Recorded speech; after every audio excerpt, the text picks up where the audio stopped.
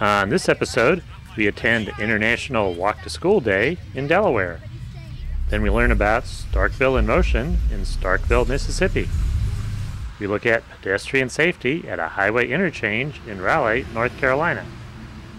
Finally, we visit Broadway in Saratoga Springs, New York. Stay tuned.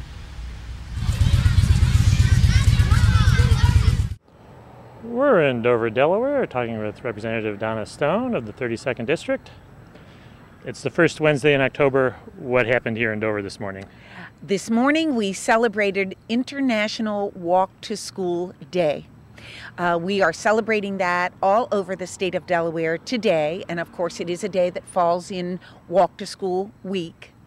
We had a school from this county, which is Kent County, Campus Community School. All of their elementary students walked over here today. My understanding is there were about 300 children. That must have been quite a sight. It was excellent. I stood on the steps of Legislative Hall, which are behind me, and watched them walk up Legislative Mall, and it was a sea of, they all had white t-shirts on, which had their school logo on them, and it was an excellent sight. And of course, whenever you see a large group of children or adults, anything like that, that captures people's attention. People are on their way to work, of course, this morning. They might be on their way to meetings or to their exercises or whatever. But when you see that large of a population of walkers, I think it's intriguing. And what we, of course, hope with anything like this is we raise awareness about how important it is to get regular exercise, to encourage our children to either walk or to bike to school. And of course, we need to encourage our adults to exercise more as well. When you went to school, did you walk to school? I did. One of the highlights of every school day that I ever experienced was my walk back and forth to school. It was a great time to interact with my friends. Of course, I did not live that far from school, probably about 6 blocks. And I had a regular little group of friends that walked back and forth to school every day with me. And it was just a wonderful part of the day. I think a lot of children are having the opportunity again to enjoy that kind of an experience. And one of the things that we are trying to do here in Delaware with the Safe Routes to School program is provide them with a safe route to school. I mean, the title kind of says it all. So that we're encouraging the proliferation of sidewalks. We're encouraging the infrastructure of bike paths so that children actually are in a safe environment when they walk or they bike to school. What is the role of the state government in making sure that there's safe routes to school? Oh, I think it's very key. We obviously, public safety is an important task of government, be it local or state government. A lot of the infrastructure that is built as far as roadways and streets and things like that are done with the taxpayer dollars, with state dollars. And it isn't that much more expensive to make sure that there is a sidewalk and a bike path next to the roadway. And that ensures the safety of not just our children, but our adults as well. And I think it is a positive encouragement that people would exercise more. We're in Milton, Delaware, talking with Mike Love, who's with the University of Delaware Cooperative Extension. What are you doing here in Milton today? Hi. We're celebrating International Walk to School Day, and of course we're trying to make all the kids more aware of the benefits and all the good things about walking to school. We're walking every day, both health benefits and whatnot, but we also want to make sure they're reminded about the safety issues, so keep them safe so they can be there to do it again. Oftentimes the kids are the ones that teach the parents, so it goes far beyond the kids that we're spending time with today, is trying to get them to take that message home, because oftentimes it's not just the kids that are at risk, it's some of the adults and older kids that ignore some of the basic principles and lessons that they learn. One of the things we did at Milton Elementary School was a pedestrian safety day, where we did some safety stations, something reminding them how to be visible in traffic or around cars and trucks and roads, wearing the right kind of clothes, bright colors and reflective materials. We also had a station regarding big vehicles, school buses, delivery trucks, even passenger cars, how to stay visible around them, how to be extra aware of where they're at, where they can't see you, and where you should stay away from, especially as children. And the last thing was practicing the simple rules of crossing the street. So the Milton Police Department helped us with all the kids practicing physically crossing one of the streets here in town, using the crosswalk, looking both ways, and being aware of everything around them the whole time they're crossing. So a lot of lessons they learned today, and it was all culminated with a walk for about a mile, mile and a half to a neighboring church, where the kids also did a stop along the way to review their walk, talk about some of the things along the walk that they saw were especially interesting or fun or neat that they wouldn't have seen probably if they were riding by in a car or a school bus, and also looking at some of the hazards and making suggestions as to how they could go about getting those corrected. How many years has Milton been having the, I guess, walk home from school? This is our walk home from school event, that's right, done after school. The phys ed teacher here at Milton, obviously pushing the phys ed benefits of walking, started this, I think it's been 5 years. This is probably her 5th year of doing this. And over the past couple of years, she's partnered with Safe Kids and FedEx in their Safe Kids Walk This Way program. Del Dot has been helping a lot lately, but we've gotten a lot of different partners coming in. But this is our 5th year of doing this, and it's been a lot of fun. Some of the construction projects around town alternated our route a little bit this year, but all ends up good in the end. How has it changed or grown over the years? Well, first, I think, is the motivation of the teacher obviously takes somebody wherever you're at to be motivated to keep the awareness up and start a project like this, because it's so easy to say, I can't do it or it's too much. So number one, with her motivation to get other people involved and interested. Secondly, the numbers have grown. Each year she's gone, we had just over 150 children involved this year, of course, along with a number of adult volunteers from different agencies, as well as parents and staff members. The different stations added other dimensions to it, where it wasn't just a walk, but let's reinforce some of the things that we need to practice while we're on the walk. And so all that's been a big benefit. Next year, I'm sure it'll be better still. We're in Starkville, Mississippi, talking with Jimmy Richardson, who's president of Starkville in Motion. What is Starkville in Motion? John, Starkville in Motion is a grassroots group established here in Starkville some 4 years ago, which would have been 2003. We are concerned about pedestrian safety, biker safety, joggers in the Starkville area, and we have started working on trying to improve our infrastructure that caters to those areas. How did the group get started? What led up to it? There was a group here. This is home of Mississippi State University, and we had one of the departments on Mississippi State's campus had a grant several years ago to look at traffic patterns, pedestrian patterns, joggers patterns, bike patterns, all of those types of things in Starkville, just to determine what was here and maybe to determine some things we needed for the future. And so they did the groundwork here in the Starkville area, and once their grant ran out, they needed someone to continue on with the work. So a group of us decided we would like to see some things come to fruition from their work. So it started out as a grant through the university, and then we've just carried on from there. And how have you organized yourself to get things accomplished? How does the organization work? Well, we're kind of proud of that, actually. We have a large group. We have almost 100 people now, but we had probably 50 to 60 almost to begin with. And what we did, we identified several projects in the Starkville area. Projects meaning, here's an area we need a bike path, which one is close to where you and I are standing here. Another area, a bike path. Another area, we need sidewalks. So we identified 7 of those, and we actually formed a committee for each one, elected a chairman for each one, and then have volunteers working on each one of those areas. So everyone works on some committee, and those committees are charged with a particular product or project. Now, there are overlaps, of course. But everybody's basically doing their own thing. So when we have our general meetings once a month, we do some business for just a few minutes, but then we get into our little small groups and we go to work. So it's been quite productive for us to be able to work that way, because we'll see people at different places in town here, and we have no idea what they're working on at the moment, but they're out doing their thing on their particular project. So projects basically have been divided up among committees. How does your organization work with the university and the town and or even the county? How do you coordinate with all these different entities? Well, that's an interesting question. One of the emphasis points between the leaders in the county in Starkville and between the leaders of Starkville and Mississippi State has been more cooperation and collaboration, more collaborative work.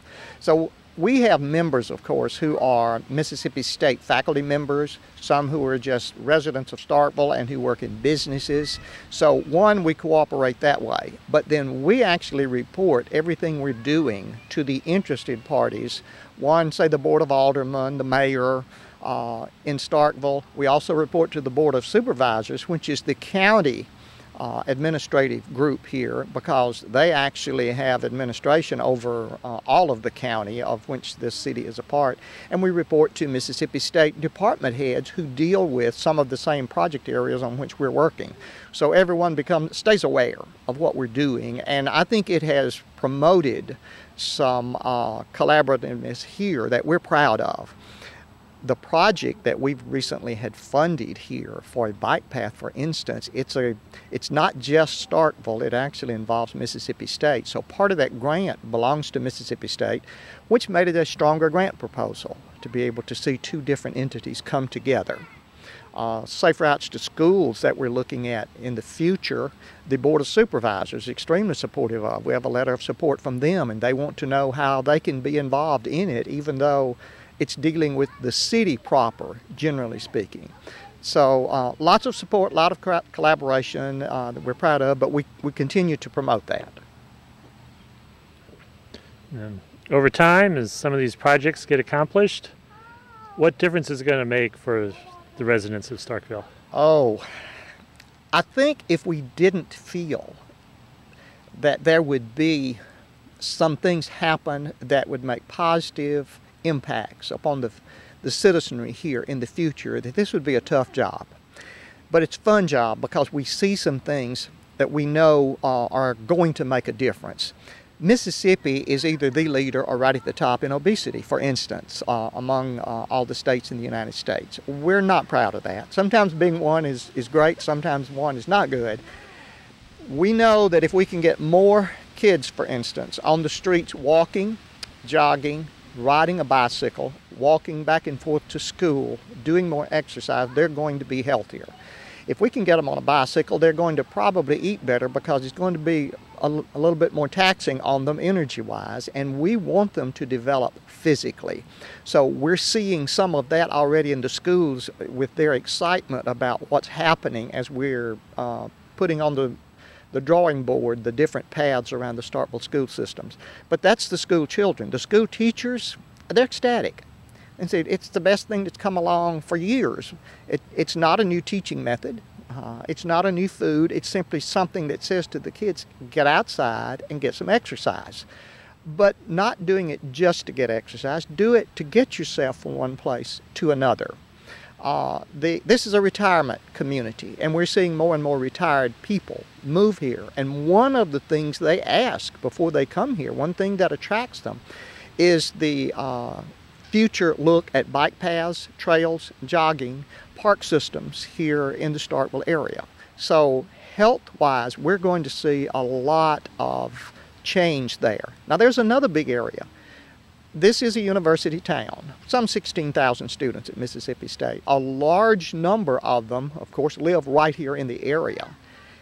They are beginning to ride their bicycles to school or walk to school, to the university, at a much higher rate than ever before. And we don't have much finished yet. We're just in the beginning stages, but we're already seeing great differences in the number riding. They want to ride their bike. They don't want to get in the car. Now, the difference there, we're not going to have as many automobiles on the road. We're not going to have as much fuel consumed. We're going to have people on weekends who are going to go out and ride these bicycles or go walking or go jogging, where before they're either sitting in front of a television or they're taking a ride somewhere. So changes, yes, we're seeing a lot of changes. I think we're going to see some smiles on people's faces that in the past maybe they weren't smiling quite as broadly. So we feel like there's something out there we're going towards that's going to be good for us. We're in Starkville, Mississippi, talking with Ron Cosman. What's your role in Starkville in Motion? I'm a board member. I'm also chairman of the Lynn Lane Committee, which has been involved in writing a grant for transportation enhancement funds for the last 2 years. And what is it you all plan to do along Lynn Lane? We recently received a notification that we've been awarded the grant, which was $1.26 million, and it's going to construct a 3.4-mile bike multi-use and bike lane, or path rather, along the southern part of the city. And it's going to connect multiple residential neighborhoods with some of our parks, as well as the Mississippi State University campus. So it'll serve not only residents of Starkville, but also many of the students who live in town. What sort of benefit will this have for the communities along the path? Well, it'll be a safe and secure way to get from point A to point B. We made a point of separating the multi-use path from traffic, so there's actually a buffer between the road and this path. And we're hoping that that will make it safe enough and give the feeling of security such that families and children will be willing to use that to get to neighborhood parks, to the sportsplex where all of our soccer tournaments are held, to McKee Park, which is another park in town, and basically use it to get back and forth. Why was it important that there be destinations along this path rather than heading off into the countryside and amongst the fields? Well, that was actually the biggest deficiency that we found when we did a survey of transportation needs and transportation infrastructure in Starkville. The city got away from building sidewalks years ago. There are very few, if any, bike lanes or places where you can safely ride a bicycle along with traffic. And so we felt that there was this need to connect these residential neighborhoods with the schools in town, with the recreational facilities in town, and even with the campus, which is a destination in and of itself in Starkville. And what other committees are you on in Starkville in Motion? I'm also on a member of the Safe Routes to Schools Committee. We're in the process of writing a $750 million grant that's going to be used for improvements around all of our schools in town, as well as fund some education and encouragement programs in the school systems. What's the situation currently like for children trying to walk to school in town? It's not good.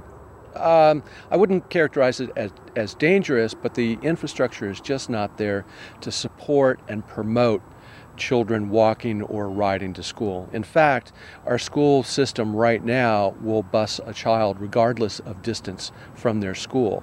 And so we'd like to promote children who live within 1 mile, 2 miles of their school to actually feeling safe and secure enough that they can walk or ride to school. In the longer term, what projects would you be looking at pursuing after these ones are completed? Well, we're working in tandem with Mississippi State University, which has a fairly extensive multi-use path and bike path system on campus right now, and they're going to continue to develop that and make that sort of a destination for recreation in Starkville. We're considering co-sponsoring a bicycling race in town along with the City of Starkville and MSU. We're also looking at several important connector routes that would feed into the ones that we're developing right now, so that at some point in the future, you would be able to get almost anywhere you want to in town, either walking or cycling safely. We're in Raleigh, North Carolina, talking with Eric Lamb, who's with the City Public Works Department. What's this interchange behind us? Well, John, this is the intersection of Western Boulevard and Southwest Raleigh, where it meets up with the outer loop of the Beltline. It's I-440, and we had a project here a couple of years ago to try and improve access for pedestrians through the interchange. We had a lot of documented reports of pedestrians walking through the interchange area where there were no sidewalks, and so we brought forward a project to try and improve that situation. And so it took a lot of discussions with NCDOT as far as figuring out ways to be able to safely facilitate pedestrians through the interchange, but still maintain the needs of the flow of traffic between the thoroughfare and the interstate loops. What it resulted in, and as you can see behind us, is where we actually had to modify the design of the interchange slightly and reduce the design speeds for the access ramps so that we could safely put the pedestrian pathways through the interchange. Okay. We have a lot of interchanges around nowadays with all their limited access highways. Is this a common problem, getting across high-speed entry and exit ramps? Absolutely. I mean, a large part of the Raleigh Beltline, I-440, a lot of that was designed starting in the 1960s. And at that time, there was obviously, it was on the fringe of Raleigh at that point, and there was not a lot of consideration given to facilitating pedestrians at that time. Over the most recent years, we've done a lot to try and improve the situation, and we're finding that it's a little bit difficult to retrofit some of those interchanges. A lot of them were designed with just no thoughts for pedestrians in mind, so to go back and do the modifications to the interchanges, it's a little bit tricky and sometimes a little bit expensive. This was the first. I mean, this is, for us, it was a major proof of concept. We had a lot of resistance from NCDOT to make any modifications to the interchange. Now that it's on the ground and functioning safely, we have done one or two other interchanges so far. We have several more on tap, so it's something that we look at as a responsibility to go back and take care of every time. We're in Saratoga Springs, New York, talking to Jeff Olson, who's chair of the Saratoga Springs Land Acquisition Committee. What is the committee? We've been working in this town for about 20 years to both conserve open space and to create more downtown development. And those two things are very closely linked together. There's a local group called the Saratoga Open Space Project that I was co-founder of. Has now evolved into an organization called Saratoga Plan. And my specific role right now is to help implement a $5 million open space bond that we passed a few years ago, the first bond of its kind here in upstate New York. And what does the bond do? The bond provided for $5 million to purchase new open lands here in the city. We just recently closed on probably the most significant land purchase the city's ever made. $2 million to buy a 4.5-acre site here on Saratoga Lake, and provides, for the first time in the city's history, public access to the waterfront. And what's the connection between acquiring that open space and the Broadway downtown that we're standing on? It's a really important thing when you realize that we know we can't buy all the open land surrounding our town. We couldn't possibly afford that. But the key to doing that well then is to be able to encourage growth in the core of the city's downtown. And you look around at the scene behind us here, many of the buildings that you see here downtown have been built in the last 10 years. A lot of the vacant parking lots and abandoned sites have all been infilled, and every project that gets built in the center of town is one less thing that needs to be built out on the perimeter. And a lot of towns have been struggling. What's the secret to the revival of Saratoga Springs? Well, I think it's been a concerted community effort that goes back for decades, and hundreds of people that have been involved. And I think that's probably the number one key, is an involved community that's willing to deal with adversity, to consistently advocate for the positive, and to have a vision of what we want in the future. I can't say it's always been easy. It's a lot of hard work. But we've got some great resources, some great people, and a willingness to make change happen over time. Now, what is the vision for Saratoga Springs? What do people want to see out of their town? Well, if you go back to the 1880s, this was once described as the Baden-Baden of North America, and Baden-Baden, one of the great spa towns of the world. We certainly think that this could be a community that's one of the top small towns anywhere. That hasn't always been the consistent vision of local leadership, but it's getting there. And we've got a great Main Street. It won the National Main Street Award a couple of years ago. We've got new plans to help do a road diet project that would convert this from 4 lanes to 3, adding roundabouts as gateways into the center and putting bike lanes on Broadway for the first time. It's those kinds of visionary projects that will really help make this an even better place to be. One thing one quickly notices about Broadway is the very wide sidewalks you have, 20 feet, 30 feet even in some places. How is that important? Well, it's clearly defines where a lot of communities have more roadway space than pedestrian space. This town goes back to an era when walking down Broadway was the signature descriptor of Saratoga Springs. The historic Walker Evans images of the giant elm trees towering over Broadway and all the hotels with their porches looking out onto the street. So that history was here. Obviously, America went through a period where we were less urban, and cities like this had a tremendous decline. but around 1970, 75, this town really started to turn around and make the street that asset. And having that long-term defined pedestrian space clearly where the curb lines are has been here for a long time, really helped shape the way downtown would redevelop. And it allowed for new cafe space, outdoor seating, and a tremendous public realm. Whereas other communities might have to start figuring out how to create that. We had the bones of that to start with. How important are pedestrians to the revival of a main street like this? Well, I think everybody in this town would admit that the people who are buying things here on Broadway are not in their cars.